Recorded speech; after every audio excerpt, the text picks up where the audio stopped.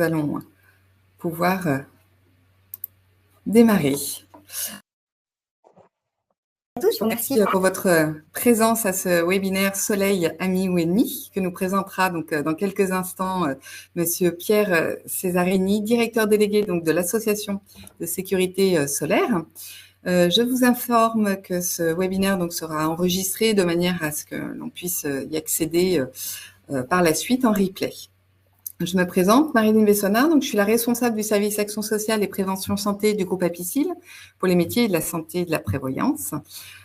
Pour cette année 2024, nous avons décidé de mettre en place et de financer une série de webinaires prévention santé, donc dédiés à nos clients. Ainsi, en complément de ce webinaire d'aujourd'hui, vous pourrez également assister au mois de septembre à un webinaire sur la santé mentale, au mois d'octobre un webinaire en format atelier pour apprendre l'autopalpation de la poitrine en lien donc avec le cancer du sein, et au mois de novembre un webinaire pour la prévention santé des cancers masculins. Vous recevrez donc prochainement les liens afin que vous puissiez vous inscrire. Pour l'heure, place au soleil avec Monsieur Cesarini. Donc, pendant ce webinaire, n'hésitez pas à poser vos questions dans le chat. De cette manière, je pourrai en prendre connaissance et les partager au fil de l'eau. Comme ça, Monsieur Cesarini pourra répondre en live tout au long de ce webinaire qui se terminera à 12h30 maximum. Voilà, je vous souhaite à tous et à toutes un très bon webinaire. À plus tard. Merci beaucoup, Marilyn. Bonjour à toutes et à tous. Questions que vous pouvez poser effectivement au fil de l'eau et ou attendre un peu le dernier quart d'heure qu'on essaiera de préserver pour des échanges, pour revenir sur les questions qu'on n'aurait pas répondu au cours du webinaire. Je m'appelle effectivement Pierre Cesarini. Je vais vous parler un peu de l'association que je dirige qui s'appelle Sécurité Solaire. On va aborder, pour vraiment vous donner une vision complète du sujet, même si on a évidemment peu de temps, le rayonnement solaire. On va voir qu'il y a vraiment des choses précieuses à connaître pour savoir s'il y a un risque ou pas à être dehors et finalement exposé au soleil. On va évidemment aborder la question des différents effets, les bons comme les évidemment pas bons. Et puis évidemment, on va terminer par la question de comment on fait pour se protéger, c'est-à-dire finalement comment on peut tirer les bienfaits de l'exposition au soleil sans courir de risques ou en tout cas en limitant au maximum ces risques. Quelques mots pardon sur l'association. Elle a été créée en 1994. Elle est devenue un centre collaborateur de l'OMS dès l'année 96. Elle est soutenue par, vous le voyez, quelques institutions, principalement des ministères santé, transition écologique, des agences régionales de santé, dont celle d'Auvergne-Rhône-Alpes, la région Centre, la région Bretagne, quelques ARS également dans les DOM et TOM, à La Réunion, à la Martinique. Nous avons aussi une convention avec l'Institut national du cancer, et puis quelques structures privées, mais qui sont quasiment toutes des associations. Notre objet, vous en doutez, c'est informer, sensibiliser sur cette question des risques en lien avec les expositions au soleil. On parle de prévention primaire parce que on va parler bien sûr du comment on fait pour traiter ou traiter le mieux possible lorsque survient un cancer de la peau, mais notre objet, et ce dont nous allons du coup surtout parler ce matin, c'est la prévention primaire, c'est-à-dire que faire pour éviter que la pathologie ne survienne. Je rendais compte, comme vous l'avez compris, je suis directeur, j'ai une petite équipe, je rendais compte à l'OMS, dont nous sommes centre collaborateur, et à un conseil scientifique. L'association est probablement un peu originale pour ça, dans la mesure où le conseil scientifique de l'association se confond avec le conseil d'administration. Chez nous, ce sont donc les scientifiques qui ont le pouvoir, en quelque sorte, à commencer par notre présidente Marie-Thérèse Leccia, Thierry, qui est dermatologue au CHU de Grenoble, Thierry David, lui, est ophtalmo, directeur du service, chef du service ophtalmo à l'hôpital de la Timone. Il était avant ça à Marseille, il était avant ça aux Antilles, à la Guadeloupe, donc il connaît très très bien évidemment la question des expositions aux ultraviolets, en particulier aux ultraviolets très intenses. Bon, je passe sur les autres membres parce qu'évidemment, on pourrait y passer la matinée, mais ce sont tous des scientifiques de différents domaines, comme vous pouvez le voir, et de très haut niveau. Nos principales activités, il y en a une que vous connaissez bien, et c'est pour ça que nous nous sommes créés il y a maintenant près de 30 ans de cela, les prévisions d'UV et leur diffusion, notamment dans les bulletins météo, mais aussi sur des lieux sur lesquels les personnes peuvent être exposées, évidemment, On pense aux plages, aux plans d'eau divers et variés. Deuxième gros volet, d'action, nous animons un programme qui s'appelle Vivre avec le soleil, qui se décline d'une part, dans les centres aérés, les, colonies de vacances avec une forme très ludique. Vous voyez sur la droite, c'est notamment un grand jeu de loi. Il y a également une chanson qui sert de support à la création de spectacles. Il y a des différentes activités qui sont menées, sur le temps péri ou extrascolaire, hein, donc c'est ces temps de vacances finalement, ou en tout cas de récréatif pour les enfants. Et puis il y a un gros programme dans les écoles même, qui est proposé évidemment en partenariat avec l'éducation nationale, qui repose sur des enseignants qui vont mener des activités, sur le temps scolaire à partir d'un guide que vous voyez à l'image, le guide Vivre avec le soleil, qui est évidemment proposé gratuitement grâce au financement dont je parlais. On fait beaucoup d'études et beaucoup, d'évaluations. Certains se demandent ce que peut faire un directeur de la sécurité solaire. Alors non, il ne passe pas son été à arpenter les plages pour y faire des photos, mais voilà, on est évidemment très soucieux de voir à quel point les actions que nous menons sont susceptibles de générer des modifications, de connaissances et surtout de comportement. Et donc on finance régulièrement des études qui consistent à vous observer quelque part, combien vous êtes, est-ce que vous êtes plutôt sous les parasols, est-ce que vous portez des t-shirts et à quelles heures, et cetera, pour évaluer à quel point, les comportements évoluent positivement. On reparlera bien sûr des bons comportements et puis de cette évolution. On anime un site internet qui s'appelle soleil.info, sur lequel vous pouvez retrouver bien sûr les prévisions du d'UV dont on parlait, mais également toute une série d'actualités qui sont classées par catégorie ou par thématique, autour du soleil, mais bien sûr le soleil, ou bien les questions de santé, ou bien encore les questions de protection. Il y a également une entrée sur le site qui se fait par secteur d'activité. Vous êtes responsable, ou adjoint d'une petite collectivité ou d'une pas si petite, vous êtes un professionnel de la petite enfance, vous êtes, enseignant, vous pouvez, rentrer, sur le site par, un secteur qui vous est, probablement proche. Et puis dernier point, dernier programme ou dernier axe de travail pour nous important, évidemment les gens qui travaillent dehors. Vous vous doutez qu'ils sont évidemment très exposés au soleil. On a un programme qui s'appelle Soleil et santé au travail depuis maintenant quelques années, qui est principalement financé par la Ligue contre le cancer et les entreprises contre le cancer. 2 volets à ce programme, une étude épidémiologique pour calculer ce qu'on appelle la part attribuable de risque, de développer un cancer de la peau ou un dommage oculaire en lien avec cette exposition professionnelle, et puis deuxièmement, des actions de prévention qu'on essaie d'évaluer pour permettre finalement aux parties prenantes que peuvent être les employeurs, les employés, les syndicats, les services de médecine au travail, d'avoir une vision solide et puis d'avoir surtout des pistes d'action, de prévention à mener solides. Si je reviens un peu en arrière, on est là pourquoi? Parce que force est de constater que nous avons une épidémie de cancer de la peau. Alors, heureusement, elle s'est ralentie cette épidémie, mais quand l'association s'est créée en 1994, donc il y avait un nombre de nouveaux cas qui doublait, qui était sur un rythme d'un doublement tous les 10 ans. Et cela est dû, finalement est un phénomène récent. Pendant des siècles et des siècles, les gens voulaient avoir la peau blanche et si on en était resté là, eh bien, il n'y aurait pas eu d'épidémie de cancer de la peau et la sécurité solaire ne se serait jamais fondée et on ne serait pas là pour parler du sujet. Jusqu'au XVIe siècle, nous avons même des gens qui se blanchissent la peau avec des substances dangereuses pour la peau, pour montrer qu'ils n'ont pas eu besoin d'aller travailler dehors. Et cette mode de la peau blanche, va durer comme ça ainsi pendant longtemps et en fait, on va avoir une évolution de cela au début du XXe siècle, fin 19e, début 20e, avec des médecins qui commencent à découvrir les bienfaits de l'exposition au soleil, qui commencent à recommander d'aller un petit peu au bord de la mer pour s'exposer au soleil, au bord de la mer ou en montagne. Mais vous voyez la mode vestimentaire de l'époque, du coup, il n'y a pas eu d'épidémie de mélanome au début du XXe siècle. Il n'y en aura pas non plus malgré, le mouvement, qu'initie, Coco Chanel de libération de la femme, de vêtements qui vont découvrir de plus en plus, les bras et les jambes des jeunes femmes ou des femmes pas si jeunes au demeurant.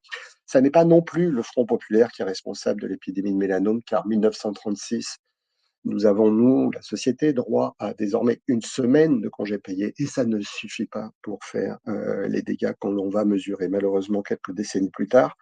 Ce qui va vraiment générer finalement l'épidémie que nous connaissons aujourd'hui, c'est le progrès.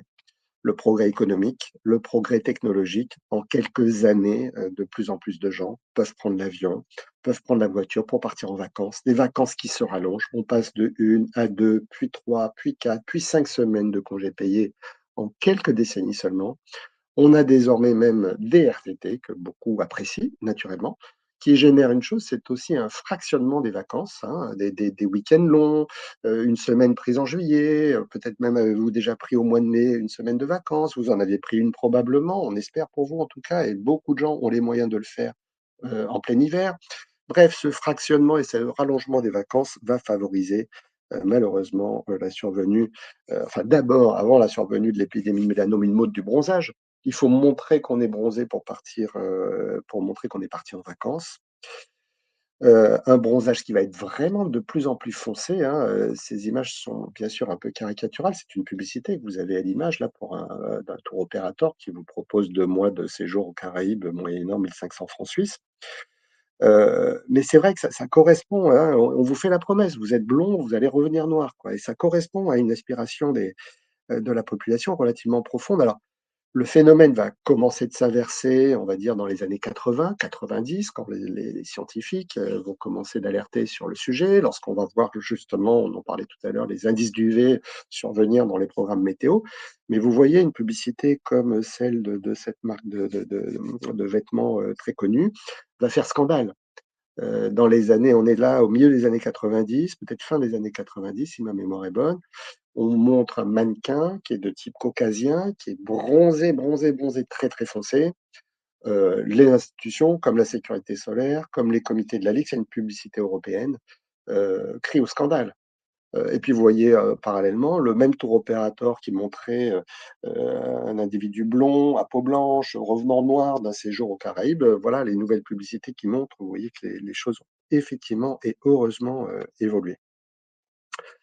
N'ont pas du tout aidé à la chose et même ont largement contribué au développement de l'épidémie, le développement des cabines de bronzage, avec 2-3 informations sur le sujet. D'abord, elles sont en voie de diminution. En tout cas, ces pratiques diminuent largement et c'est une très bonne chose puisque ces UV qu'on reçoit de façon artificielle sont plus dangereux encore que le rayonnement solaire dans la mesure où il est très, très puissant, hein, ce rayonnement, hein. C'est pas pour rien que vous réussissez à bronzer en un quart d'heure ou 20 minutes comme si vous aviez passé une après-midi entière sur la plage. Elles sont interdites aux mineurs, elles sont interdites tout court en Australie, au Brésil.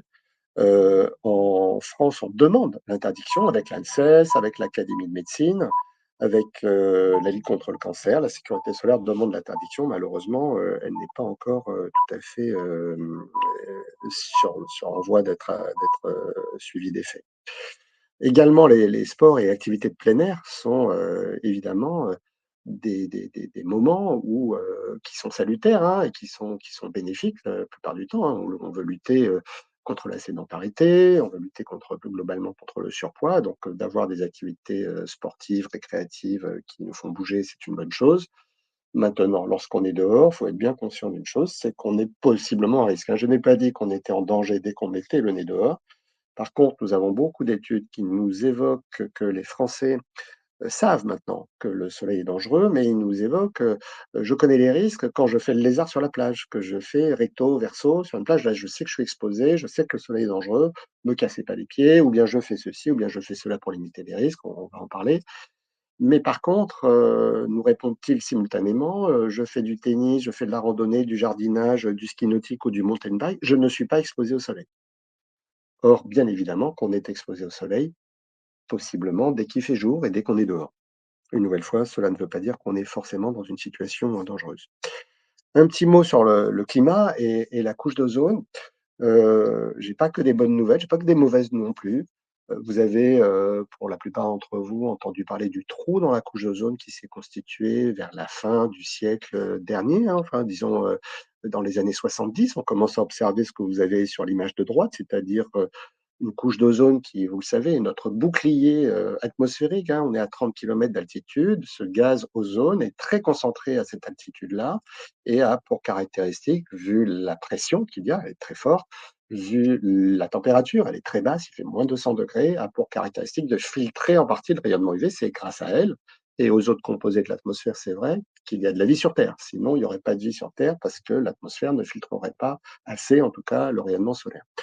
Cette couche d'ozone a été abîmée par des substances que nous avons utilisées, nous les hommes, hein, dans des réfrigérateurs, des climatiseurs, des congélateurs, des bombes aérosols diverses et variées pour pulvériser de la bombe à raser, de la peinture et autres. On découvre cette nocivité quand on commence d'observer un trou. Hein, ce trou, c'est au-dessus de l'Antarctique. Alors bien sûr, il n'y a pas grand monde qui habite sur l'Antarctique. Il y a un millier de personnes quand même qui sont là-bas. C'est des scientifiques. Une moitié d'entre eux environ est là pour observer le trou dans la couche d'ozone. Donc quand ils voient le trou, ben, évidemment, ils se protègent. Mais vous voyez que parfois le trou se rapproche de zones habitées, comme ici, on est au sud du Chili, au sud de l'Argentine. Il y a des millions de personnes qui habitent et qui sont confinées. Quand il y a un trou dans la couche d'ozone, et il y en a eu, et malheureusement il y en a encore, on confine les personnes, alors pas comme on a fait un confinement pour raison virale, hein, en raison d'un virus qui circule, mais on confine les gens grosso modo depuis le milieu de la matinée jusqu'au milieu de l'après-midi, puisque naturellement c'est à ce moment-là qu'il y a le plus d'UV. Alors ce trou, parce qu'on a pris des mesures pour arrêter ces rejets de substances qui abîment la couche d'ozone, a eu tendance pendant plusieurs années à se refermer, ou en tout cas à apparaître plus tard, se refermer plus vite, être moins étendu donc en surface, moins long dans la durée, et on a crié un peu ouah.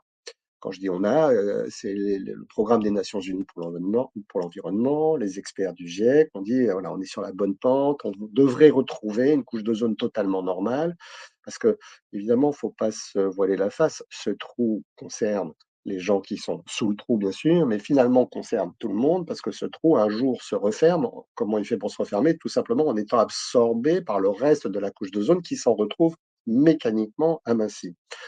Donc, c'est un sujet mondial. On a pris ces mesures, on était très heureux des résultats et donc ces experts nous ont pronostiqué un retour à la normale en 2050, 2060, partout sur Terre, notamment au-dessus du pôle. On ne devrait plus avoir de trous significatifs, en tout cas apparaissants. Le souci, c'est que dans le même temps, nous avons eu beaucoup d'éruptions volcaniques et les cendres qui sont rejetées par les volcans sont délétères pour la couche d'ozone. Et il y a eu également beaucoup de méga-incendies et ces méga-incendies, malheureusement, vont aller crescendo. C'est ce qui est prévu en tout cas, avec évidemment le réchauffement. Et ces méga-incendies, pareil que les volcans, rejettent des substances qui abîment l'ozone. Donc il y a lieu vraiment d'être préoccupé. On a vu malheureusement le dernier hiver, le dernier sortie d'hiver, le dernier printemps austral sur l'hémisphère sud, apparaître un trou qui est dans le top 5 des plus gros trous jamais observés depuis qu'on observe le phénomène. Donc voilà, en tout cas, il y a une nouvelle qui est que c'est suivi de près et que, naturellement, la population est informée, hein. Il y a des dizaines de satellites qui observent la chose, il y a des milliers de serveurs qui sont connectés à ces satellites et qui retranscrivent ce que les satellites voient. Donc si un jour, il y a une diminution forte de la couche d'ozone, vous le verrez d'abord au travers des prévisions d'UV que nous réalisons, avec Météo France, je le précise aujourd'hui.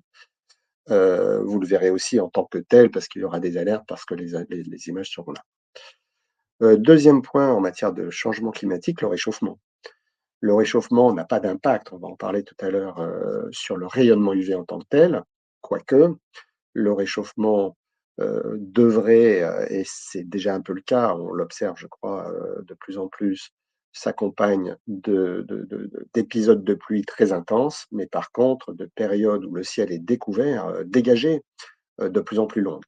Et les nuages sont des filtres à UV. Et donc, s'il y a moins de nuages, il y aura plus d'UV qui frappera le sol à l'avenir. Et par ailleurs, et enfin, la température montant, nous avons des comportements, tous, hein, les uns les autres, qui tendent à nous exposer plus et plus longtemps et plus de surface corporelle. Hein, on a eu un printemps à peu près partout dans le pays, à peu près pourri, mais les 2, 3 dernières années, on a eu des très beaux printemps et des températures estivales. Et il n'y a pas de secret, quand les températures sont estivales, c'est-à-dire au-delà de 25 ou 30 degrés, ben, les personnes font quoi? Elles mettent des t-shirts au lieu de vêtements à manches longues, quand elles ne tombent pas littéralement le t-shirt, et puis elles vont à la plage, tant qu'à faire, ou s'il y a une plage pas loin, ou un plan d'eau, une piscine découverte, ou un jardin découvert. Et ça veut dire des doses d'UV que la population va recevoir en plus. Donc il y a vraiment une attention et une anticipation par rapport à ce phénomène, parce que naturellement, il générera une aggravation des risques. Hem, quand on parle des effets des UV sur la santé, et qui ne sont pas le coup de chaleur, hein, pas quand il fait très chaud, on parle, d'un rayonnement, les UV, qui sont des rayons, pièges par excellence. Et pourquoi, sont-ils pièges? D'abord, ils sont cancérigènes, ça c'est acté, c'est pas peut-être comme certains perturbateurs endocriniens, c'est pas peut-être comme, certains autres types de rayonnement comme la lumière bleue, mais c'est à coup sûr cancérigène quand vous irradiez des cellules avec du rayonnement UV, vous cassez l'ADN des cellules, vous êtes dans un processus de cancérisation. Alors, je veux pas trop dramatiser non plus, c'est pas parce que vous avez pris un coup de soleil aujourd'hui ou que vous êtes exposé un peu au soleil aujourd'hui que demain vous allez faire un cancer de la peau. Il y a des processus de réparation, et cetera, qui jouent. Mais c'est vrai que le cancérigène est un agent physique classé au rang A, donc au rang de cancérigène certain. Et le problème que nous avons avec, ce rayonnement, c'est qu'en fait, vous comme moi, on ne peut pas le percevoir. C'est un rayonnement qui ne chauffe pas, hein. Ce qui chauffe dans le rayonnement solaire, c'est la partie infrarouge, hein, la partie supérieure, sur l'image. Ce qui nous permet de voir des formes, des couleurs, éventuellement d'être ébloui quand c'est intense, beh, c'est la partie visible du rayonnement. Les UV sont des rayons de longueur d'onde courte qui font qu'on ne les voit pas et qui ne chauffent pas. Vous ressentez la chaleur d'un coup de soleil 3 ou 4 heures après l'exposition, mais sur le moment même, on ne ressent pas les UV. Nous avons des dizaines, pour pas dire des centaines et des milliers de témoignages de gens qui nous disent: «J'ai pris un gros coup de soleil sans rien sentir venir» et c'est normal. Le rayonnement UV, il peut être très intense, hein. En ce moment, nous avons des températures, plutôt basses, hein, sur une majeure partie du pays. Demain et la semaine prochaine, nous aurons peut-être un état caniculaire. Le rayonnement UV sera à peu près le même dans 8 jours qu'il l'est aujourd'hui. On va comprendre pourquoi dans très peu de diapos, je vous promets.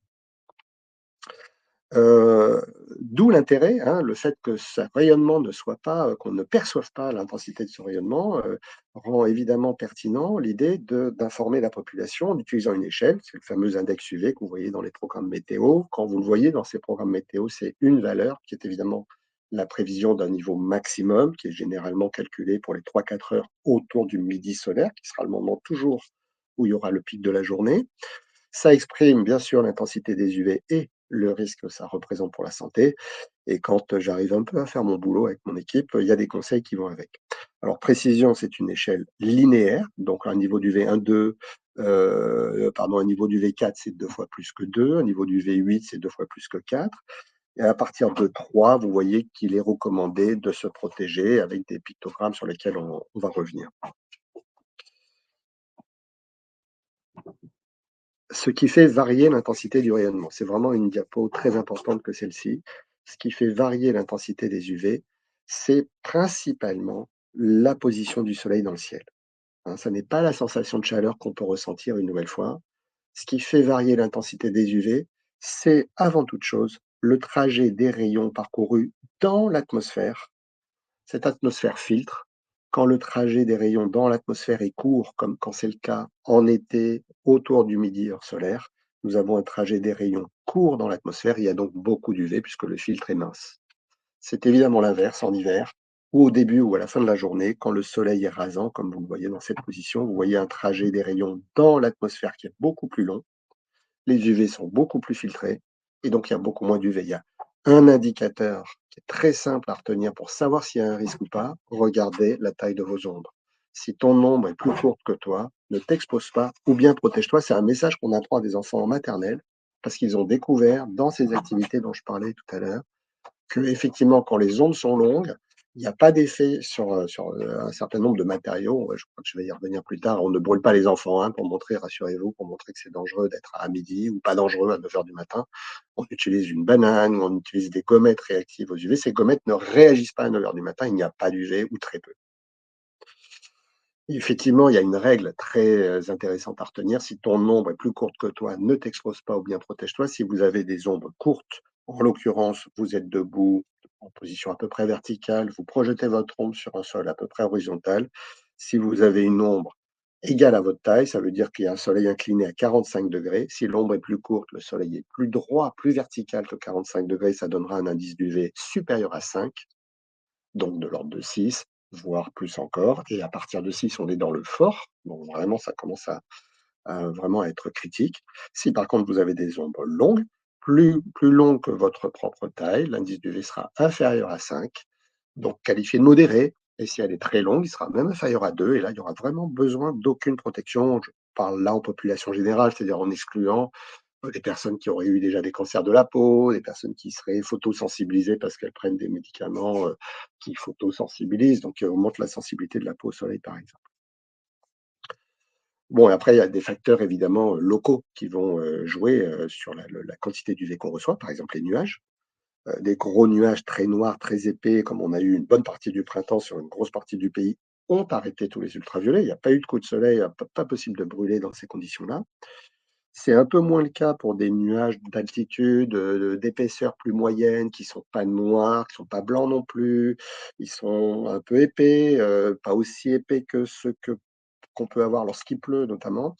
Notez que ce type de nuage coupe à peu près la moitié des UV. C'est évidemment pas mal déjà, hein, on risque 2 fois moins, tout va 2 fois moins vite évidemment, mais c'est pas un risque zéro non plus. Le risque, maximal, il est, lorsqu'on a ce type de nuages, ce qu'on appelle des cirrus ou des voiles nuageux. On dit que le ciel est un peu maussade, voilé, hein, le ciel n'est pas noir, hein, il y a de la lumière, il fait clair, mais par contre le ciel n'est pas bleu non plus. On dit rarement qu'il fait beau quand on a ce type de ciel. En termes d'UV, c'est 95 ou 90 des UV qui passent, c'est-à-dire que ça ou rien, c'est à peu près la même chose. Par contre, il fait moins chaud parce que ce type de nuage absorbe pas mal l'infrarouge. Il fait moins clair, il fait pas très beau, la lumière, tout ce qu'on peut observer est moins resplendissant. Donc on a une sensation un peu de sécurité parce que, effectivement, le soleil ne brille pas, ou beaucoup moins en tout cas. Alors qu'en termes d'UV, une nouvelle fois, ça ou rien, c'est quasiment la même chose. Autre piège que nous tend le rayonnement, lorsqu'on est en montagne. Lorsqu'on est en montagne, à part des cas très exceptionnels, la température baisse toujours. Or, le niveau d'UV, lui, augmente systématiquement. Forcément, en montagne, vous réduisez l'épaisseur d'atmosphère qui filtre, et donc vous augmentez le rayonnement UV par rapport à une situation en plaine, à peu près de 8 à 10 à chaque fois qu'on s'élève de 1000 mètres. C'est pas énormissime, mais quand même, quand vous êtes en été, par exemple, à randonner dans les Alpes, vous avez des niveaux d'UV qui sont de 20-25 dans les Alpes ou mieux encore, dans les montagnes corses. Et mieux parce que j'ai une petite origine corse et puis parce que c'est les plus belles montagnes du monde, comme chacun sait. Mais voilà, on a des niveaux d'UV qui sont très significativement augmenté. Et puis quand en plus il y a de la neige, évidemment, la neige c'est très blanc, très brillant, là il n'y a pas de piège, hein. Ce qui est blanc et brillant réfléchit beaucoup les UV. Donc typiquement une neige qui vient de tomber, hein, comme on a souvent dans les Alpes au mois d'avril, les dernières chutes de neige, le temps se dégage, ça donne des niveaux d'UV qui sont qu'on reçoit, auxquels on est exposé, qui peuvent être doublés. C'est-à-dire que là, c'est pas 20, 30 ou 40 en plus comme on peut avoir avec une neige très damée, mélangée un peu avec de la terre comme on a en été.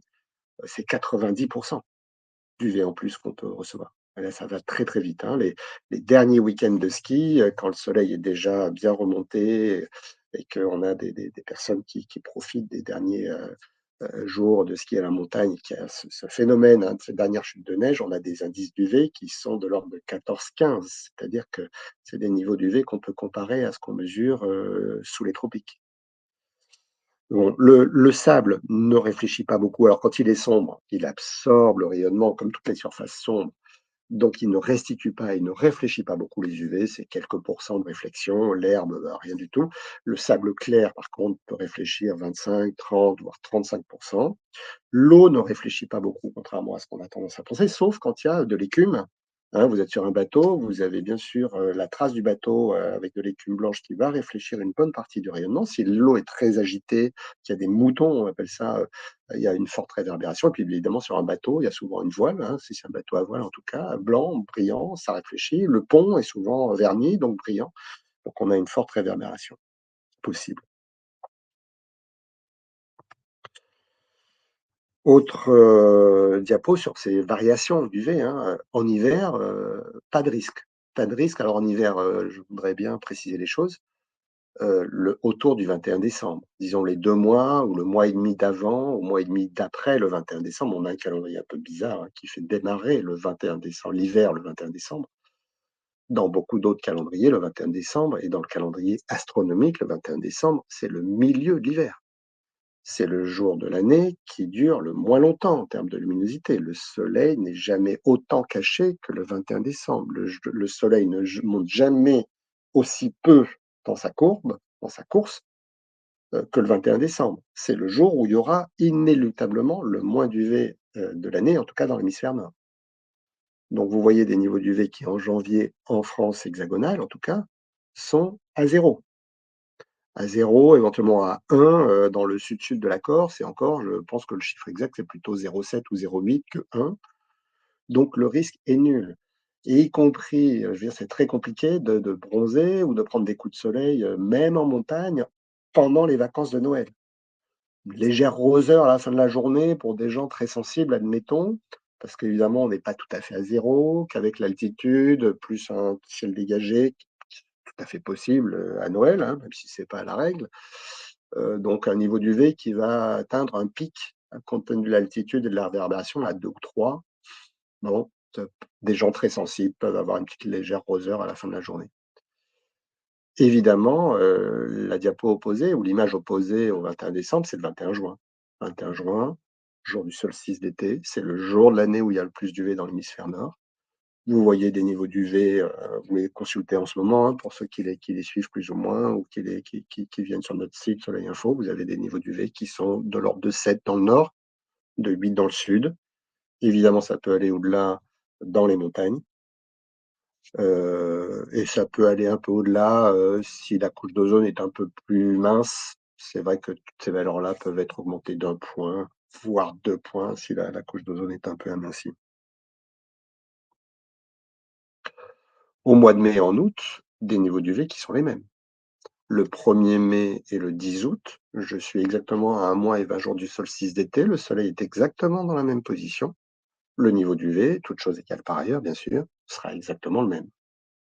Alors qu'en termes de température, il est fréquent qu'on ait au mois de mai, comme on l'a actuellement, des températures faibles, hein. Début juin, on a des températures, pour le nord du pays en tout cas, très basses.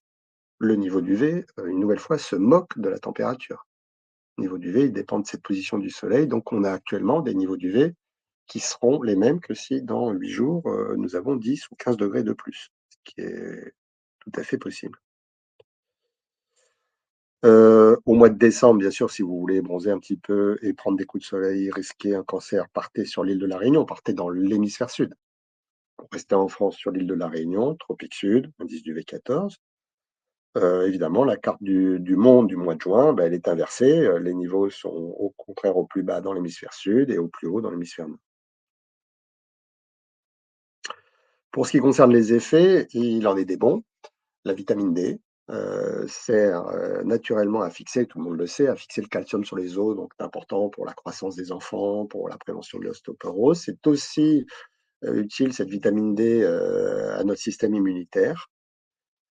Nous fabriquons tous de la vitamine D par la peau, et elle est synonyme, ce phénomène est synonyme des origines de couleur de peau. Je n'ai pas le temps de m'attarder plus que ça, mais voilà, sachez-le, s'il y a des peaux qui ont différentes couleurs sur cette terre, c'est juste qu'on a eu besoin pendant quelques milliers d'années, même dizaines, au cours de dizaines de milliers d'années, depuis que l'Homo sapiens s'est identifié en tant que tel, il y a à peu près 150 000 ans. Il a eu besoin de s'adapter à des environnements finalement pauvres en UV. Nous descendons tous d'un Homo sapiens qui a la peau noire. On devrait tous avoir la peau noire, en fait.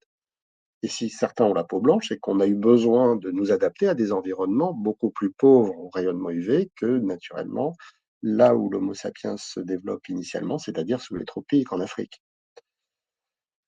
Par ailleurs, petite information pour les gens qui sont vraiment soucieux de pas trop se protéger du soleil pour fabriquer de la vitamine D. Première information, dès qu'on a atteint une dose qui donne un coup de soleil chez quelqu'un, on est en train de détruire la vitamine D qu'on a pu sécréter préalablement. Deuxièmement, les experts sont vraiment d'accord pour dire si on est déficient, voire carencé. C'est plutôt rare la carence, mais la déficience, elle est plutôt couramment rencontrée chez les individus, déficience en vitamine D. La réponse est de la supplémentation ou une alimentation enrichie en vitamine D, pas de l'exposition au soleil. Il y a besoin de peu d'exposition au soleil pour synthétiser la vitamine D dont on a besoin par la peau. Bon, le soleil, vous le savez, a également des effets bénéfiques sur notre morale, sur notre humeur. Ça se passe par les yeux, et c'est évidemment la lumière visible puisque ça se passe par les yeux. C'est une partie du rayonnement auquel notre œil est, sensible et donc ça permet effectivement de réguler de la production d'hormones, que va générer notre cerveau sous l'action, de l'obscurité ou de la lumière. Bien sûr, les gens et en général, et moi le premier, je préfère être plutôt dans les endroits où il fait bon et où il y a de la lumière que dans les endroits sombres et où il fait froid et humide. Par ailleurs, même si c'est aujourd'hui en voie de diminution, et que les gens ont encore ce sentiment que pour avoir bonne mine, il faut être bronzé. Bon, il y a des solutions pour ça, je sais pas si j'ai une diapo là-dessus. Pour les gens, juste astuce, pour les gens qui veulent vraiment être bronzés, vous avez un truc qui ne fait aucun dégât, on en est sûr, c'est, l'autobronzant. Alors ça ne protège pas l'autobronzant, mais ça permet d'avoir un hâle ou une couleur de peau exactement comme vous voulez. Et puis là, maintenant, ça, en plus, il y a à peu près toutes les couleurs possibles et imaginables. Alors, je passe, pardon, pour les choses qui sont vraiment, par contre, là, pour le coup, dramatiques, et en tout cas très néfastes, c'est les cancers de la peau. Il en existe 3 des cancers de la peau. Le plus dangereux, c'est celui qui est à gauche, c'est le mélanome. Le mélanome, il est plutôt lié à des expositions intermittentes, donc il frappe pas tellement des gens qui sont il frappe plus des gens qui sont dans le nord que des gens qui sont dans le sud.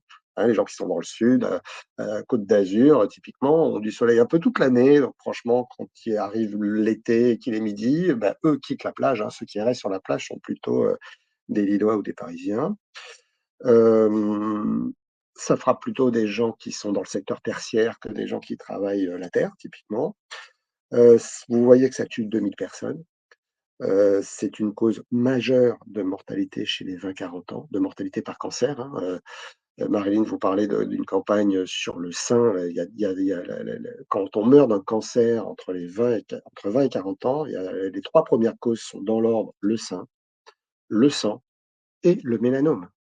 Si on meurt d'un cancer entre 20 et 40 ans, on meurt plus d'une surexposition au soleil, pendant l'enfance souvent, que, du tabagisme ou de l'alcoolisme.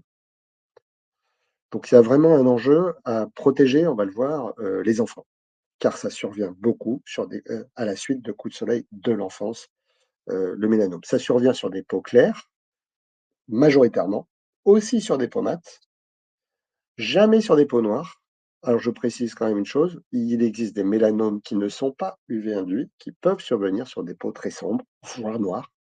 Mais une nouvelle fois, ils ne sont pas UV induits. Pour ce qui concerne le mélanome lié à l'exposition aux UV, et on comprend pourquoi, les peaux noires sont naturellement protégées, sont très épaisses, très très riches en mélanine noire, elles ne font pas de mélanome.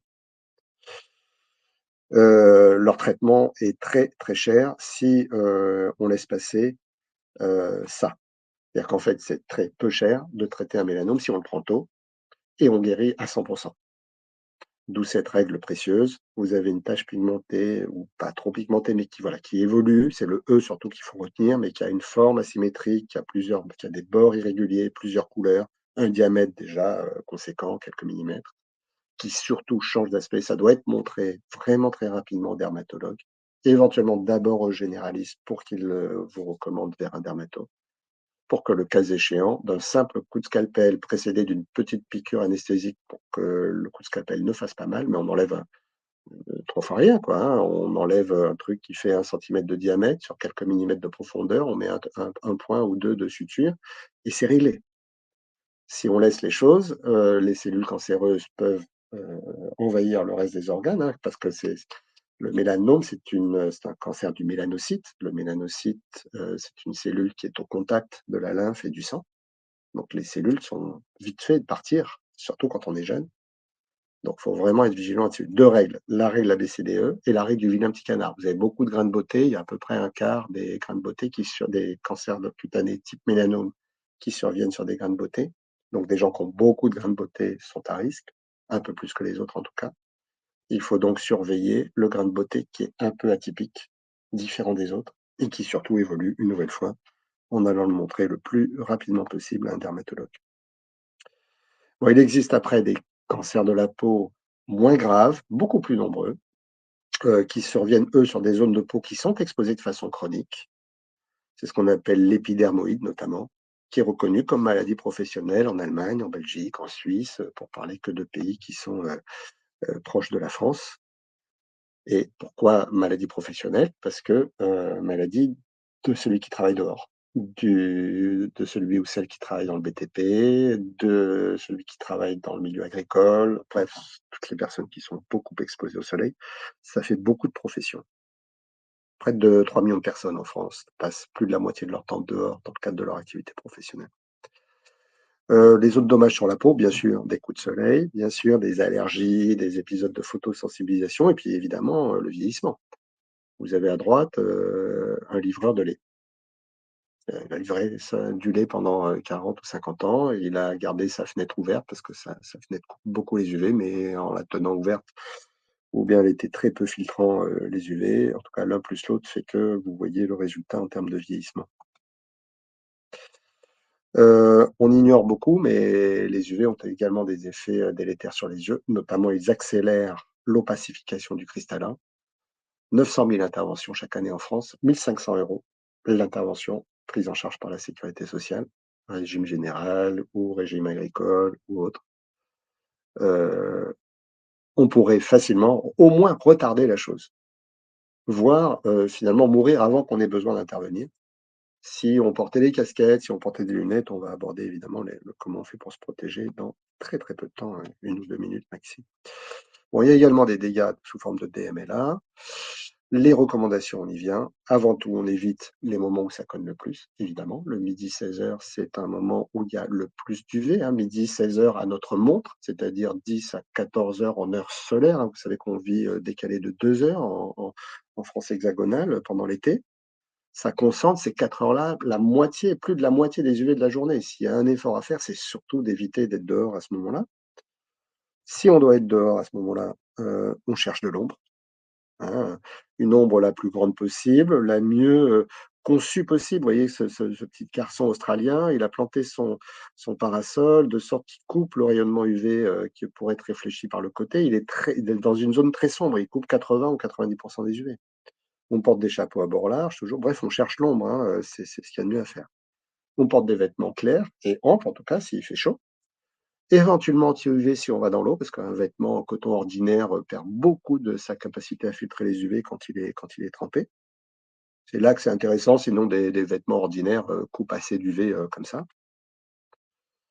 Des lunettes de soleil qui doivent avoir une forme enveloppante, une catégorie de protection de l'ordre de 3, c'est ce qui est recommandé en règle générale, sachant que de toute façon, ces catégories de protection sont calées bien sûr sur la nécessité de protéger contre les UV, mais aussi sur la teinte, sur la protection contre la lumière, hein. Ce qu'on attend d'une lunette, c'est qu'elle réduise notre éblouissement.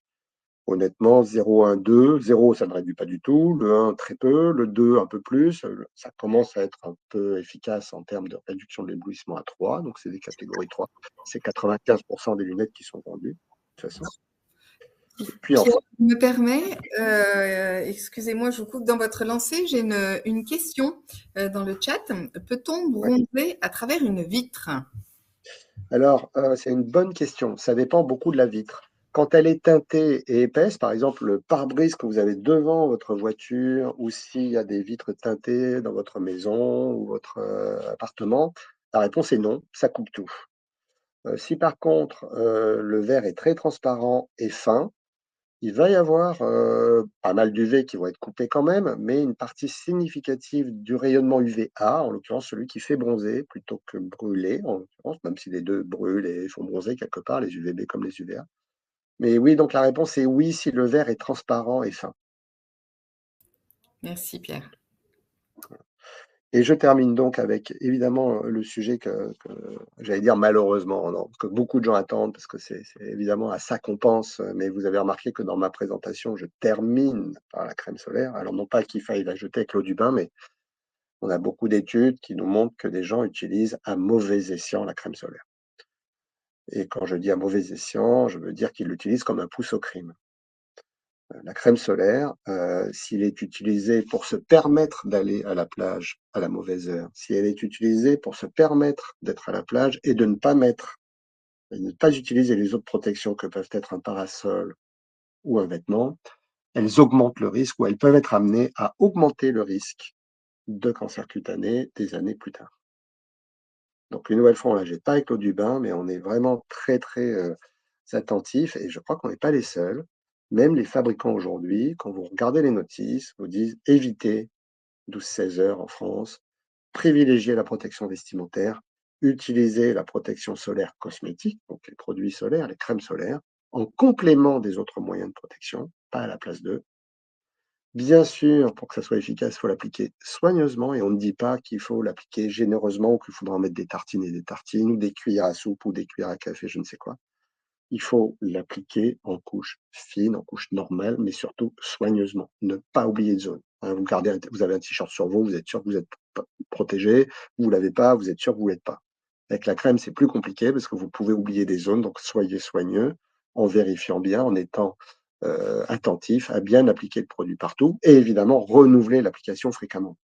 Notamment pour prévenir le cas où vous auriez oublié une zone. Si vous l'oubliez une fois, que vous rappliquez 1 heure plus tard le produit, eh ben, il y aura un dégât sans doute, mais pas grave. Si vous réappliquez jamais le produit, que vous en mettez qu'une fois en début de journée, forcément, si vous avez oublié une zone, elle est cramée de chez cramée, assez rapidement.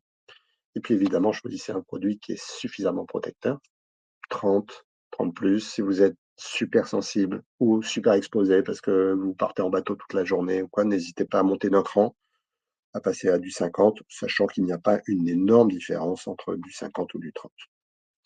Voilà, j'en ai terminé, Marilyn, et je suis évidemment à l'écoute de vos questions. Merci beaucoup, Pierre. J'ai une question. Alors, quels sont les premiers signes d'un éventuel début de cancer de la peau?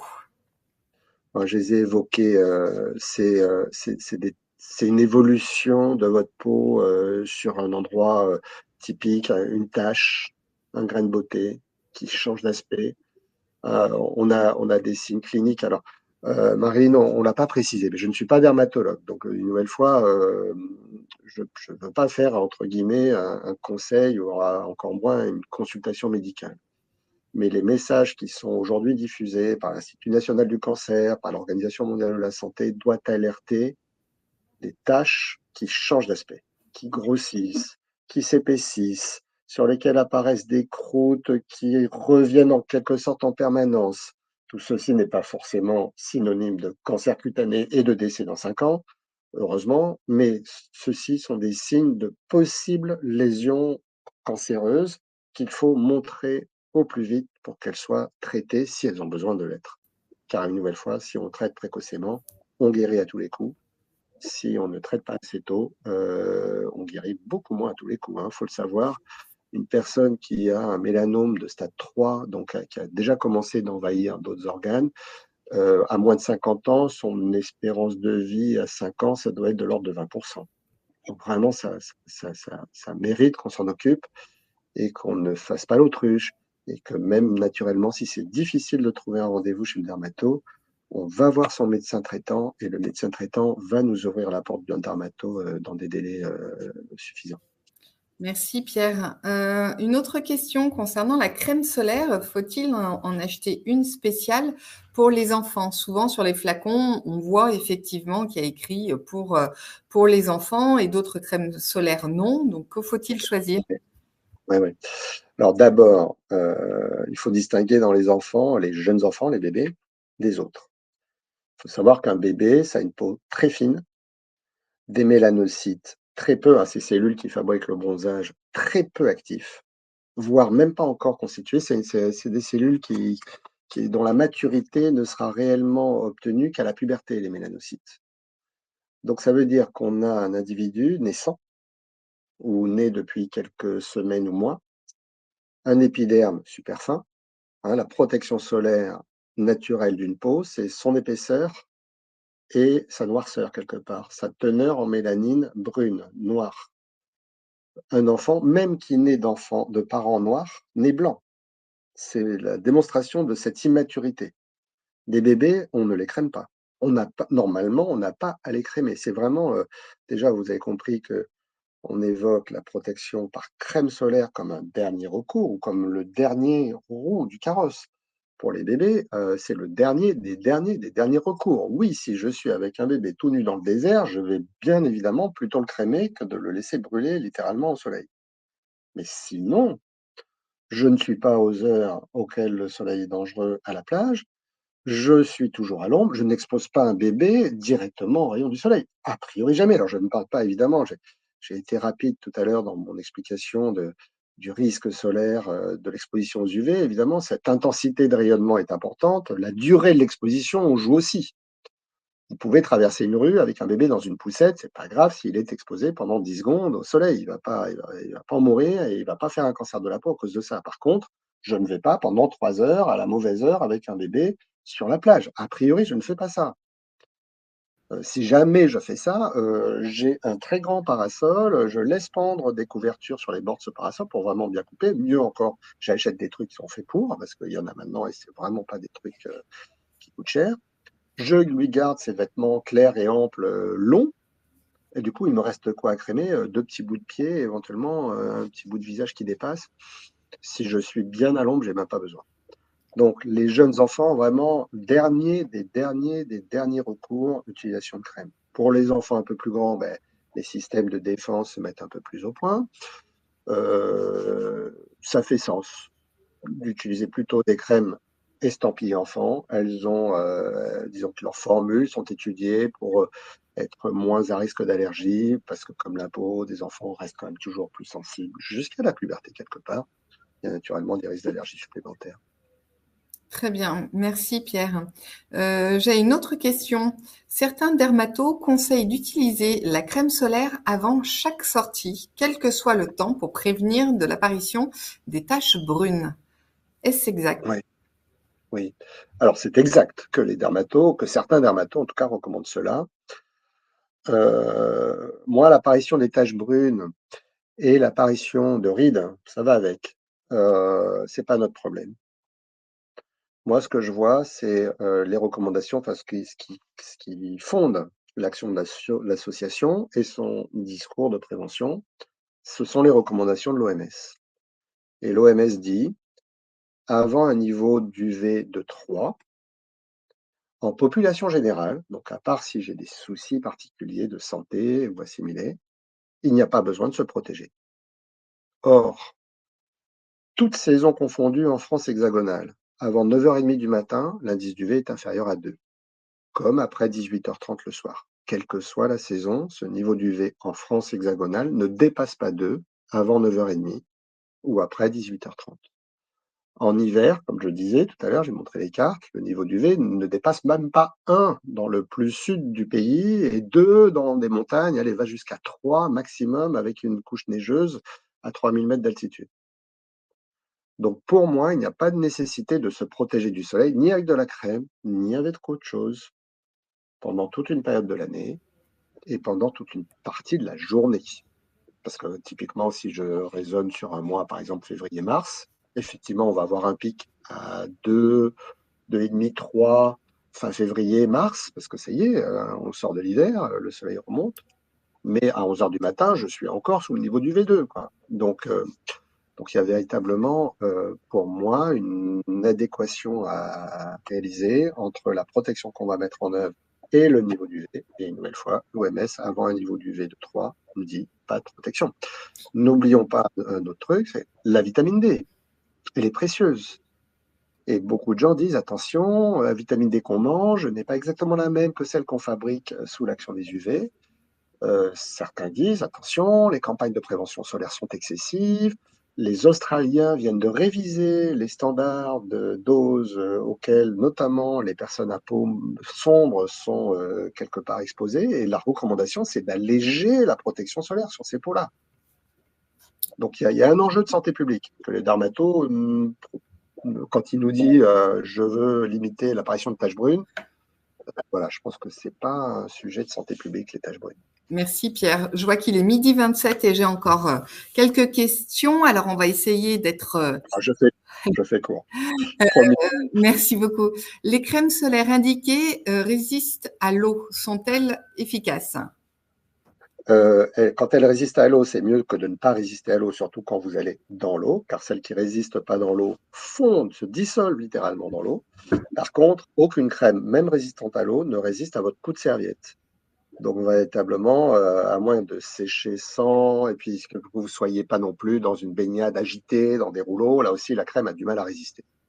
Donc la recommandation, c'est quand même de réappliquer après la baignade, après s'être séché, après s'être rhabillé, d'appliquer sur les zones qui restent exposées le produit. Merci. Vous avez indiqué tout à l'heure qu'il n'y avait pas énormément de différence entre l'indice 50 et l'indice 30. Pouvez-vous Oui. nous apporter quelques précisions? Oui, un indice 50, ça divise par 50 la quantité d'UV que vous recevez. Donc, par définition, si on exprime ça en pourcentage, vous recevez 2% d'UV quand vous appliquez un indice 50. Et quand vous appliquez un indice 30, vous divisez par 30 la quantité d'UV qui passe. Donc, ça, sur une base de 100, ça fait 3%. Donc, quand vous passez d'un indice 30 à un indice 50, vous passez d'un truc qui bloquait 97 à un truc qui bloque maintenant 98% d'UV. Vous voyez que la différence est epsilonesque. Alors, pour être honnête et totalement complet, pardon pour le temps que ça prend, en fait, votre produit indice 30 ou indice 50 devient grosso modo un indice 8-10 à un indice 12-15 dans la vraie vie, parce que vous n'utilisez pas la même quantité que celle qui a été utilisée par le labo. Résultat des courses, quand vous passez d'un 30 à un 50, il se passe la même chose que lorsque vous passez d'un t-shirt clair à un t-shirt sombre. Grosso modo, vous passez d'un truc qui arrête 80, 90% des UV à un truc qui arrête 90 ou 15% des UV. C'est pour ça, au demeurant, que le législateur en Europe a interdit aux laboratoires d'afficher plus que 50 plus. Parce que si vous allez aux États-Unis, vous pouvez trouver des indices 100, des indices 120, qui n'ont pas de sens. On ne gagne plus rien à partir d'un certain indice, en l'occurrence d'un réel indice 10 ou d'un réel indice 15, on ne gagne plus grand-chose. Et c'est la même chose pour les produits, disons un produit cosmétique à partir de 30 ou 40, on ne gagne plus grand-chose à monter en indice. Merci Pierre. On va prendre peut-être encore une dernière question. Peut-on utiliser la crème solaire de l'été dernier et faut-il conserver au frigo? Ça vaut mieux pas. Le frigo, je suis pas sûr. Ce qui vaut le coup, c'est de réduire la quantité d'oxygène qu'il y a dans son produit et puis surtout d'éviter les variations de température. Alors, c'est pas dans le mettant au frigo, mais c'est surtout en évitant de laisser traîner son produit en plein soleil, surtout s'il est dans un emballage un peu sombre. Le sombre, c'est pas que ça attire, mais ça, voilà, ça restitue sous forme de chaleur à l'intérieur du produit. Bref, vous en occupez correctement lorsque vous l'utilisez. Ça, c'est vachement important, même d'une journée à l'autre, c'est pas d'une saison à l'autre. Le garder au frais, au minimum à l'ombre, dans une glacière, pourquoi pas. Mais surtout, et aussi donc, essayer de presser le tube après son utilisation pour réduire la quantité d'oxygène, ce qui peut se passer de délétère, notamment pour les produits. Un, c'est qu'ils se débobinent, c'est-à-dire que les filtres se séparent des autres ingrédients, et là, ça va être compliqué de réagréger le produit. Et deux, que certains filtres, sous l'action de l'oxydation, deviennent toxiques. Très bien. Merci beaucoup.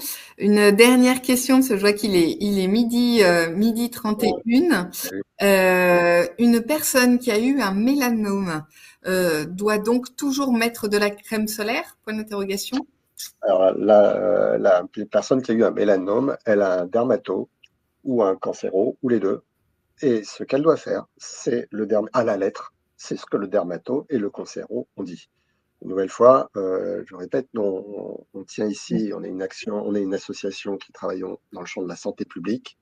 Tout ce que j'ai pu dire au travers de ce webinaire concerne la population générale et ne vient évidemment en aucune façon aller d'une quelconque façon à contrario de ce qu'aura conseillé un médecin à son patient. Un médecin et son patient, c'est un cabinet, c'est une connaissance évidemment excellente par le médecin du patient, une discussion sur des risques à courir, parce que normalement, effectivement, quelqu'un qui a fait un mélanome, en tout cas un mélanome UV induit, c'est plus aucune exposition UV, ça n'est quasiment pas vivable.